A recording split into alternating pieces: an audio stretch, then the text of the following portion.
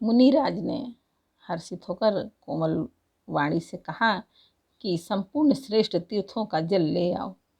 फिर उन्होंने औषधि, मूल, फूल, फल और पत्र आदि अनेकों मांगलिक वस्तुओं के नाम गिनकर बताए। चंवर, मृग चर्म, बहुत प्रकार के वस्त्र, असंख्य जातियों के ऊनी और रेशमी कपड़े, नाना प्रकार के मणियां, रत्न तथा और भी बहुत सी मंगल वस्तुएं जो जगत के राज्याभिषेक के योग्य होती हैं, सबको मंगाने की उन्होंने आज्ञा दी। मुनि ने वेदों में कहा हुआ सब विधान बताकर कहा, नगर में बहुत से मंडप चंदोवे सजाओ, फलों समेत आम, सुपारी और केले के वृक्ष नगर की गलियों में चारों ओर रोप दो। सुंदर मड़ियों के मनोहर चौक पुरवाओ और बाजार को तुरंत सजाने के लिए कह दो। श्री गणेश जी, गुरु और कुल देवता की पूजा करो और भूदेव ब्राह्मणों की सब प्रकार से सेवा करो। ध्वजा, पताका, तोरण, कलश, घोड़े, रथ और हाथी सबको सजाओ। मुनि श्रेष्ठ वशिष्ठ जी के वचनों को सिरोधार्य करके सब लोग अपने अपने काम में लग गए। मुनीश्वर ने जिसको जिस काम के लिए आज्ञा दी, उसने वह काम इतने शीघ्रता से कर डाला कि मानो पहले से ही कर रखा था। राजा, ब्राह्मण, साधु, देवताओं को पूज रहे हैं और श्री रामचंद्र जी के लिए सब मंगल कार्य कर रहे हैं। श्री रामचंद्र जी के राज्याभिषेक की सुहावनी खबर सुनते ही अवध भर में बड़ी धूम के बधावे बजने लगे। श्री रामचंद्र जी और सीता जी के शरीर में भी शुभ सगुन सूचित हुए। उनके सुंदर मंगल अंग फड़कने लगे। पुलकित होकर वे दोनों प्रेम सहित एक दूसरे से कहते हैं कि ये सब सगुन भरत के आने की सूचना देने वाले हैं। उनको मामा के घर गए बहुत दिन हो गए, बहुत ही अवसर आ रही है, बार बार उनसे मिलने की मन में आती है।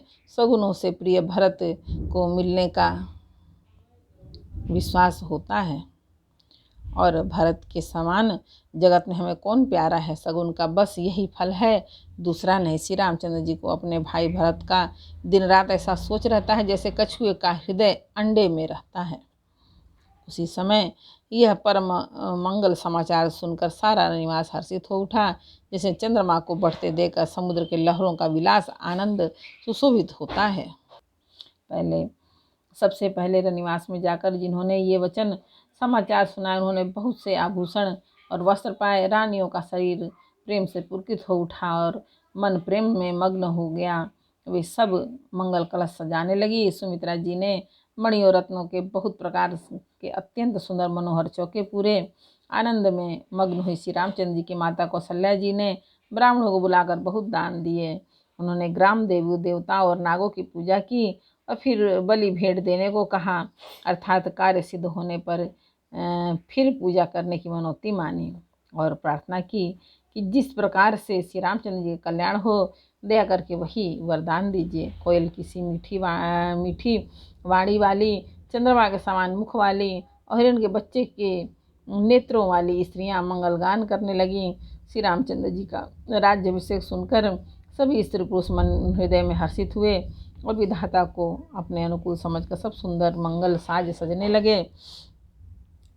तब राजा ने वशिष्ठ जी को बुलवाया और शिक्षा समयोचित उपदेश देने के लिए श्री रामचंद्र जी के महल में भेजा। गुरु का आगमन सुनते ही श्री रघुनाथ जी ने दरवाजे पर आकर उनके चरणों में मस्तक नवाया, आदरपूर्वक अर्घ देकर उन्हें घर में लाए और षोडशोपचार से पूजा करके उनका सम्मान किया।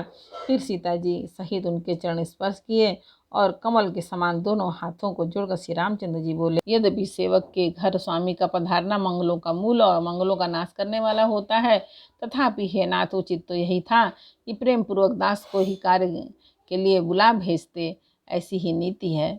परंतु प्रभु, आपने प्रभुता छोड़ स्वयं यहाँ पधार कर जो स्नेह किया, उससे आज यह घर पवित्र हो गया। हे गोसाई, अब मैं जो आज्ञा हो मैं वही करूं। स्वामी की सेवा में ही सेवक का लाभ है।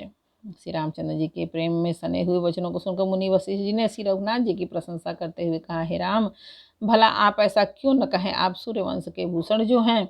श्री रामचंद्र जी के गुणशील और स्वभाव का बखान कर मुनिराज प्रेम से पुलकित होकर बोले, हे रामचंद्र जी, राजा दशरथ जी ने राज्याभिषेक की तैयारी की है। वे आपको युवराज पद देना चाहते हैं।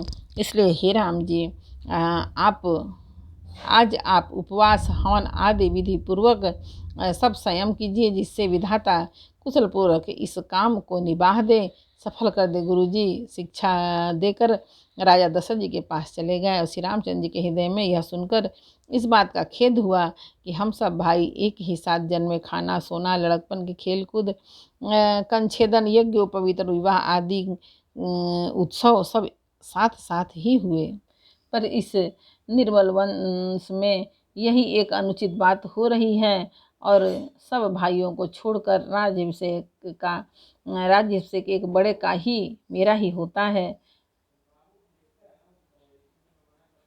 तुलसीदास जी कहते हैं कि प्रभु श्री रामचंद्र जी का यह सुंदर प्रेम पूर्वक पछतावा भक्तों के मन की कुटिलता को हरण करे।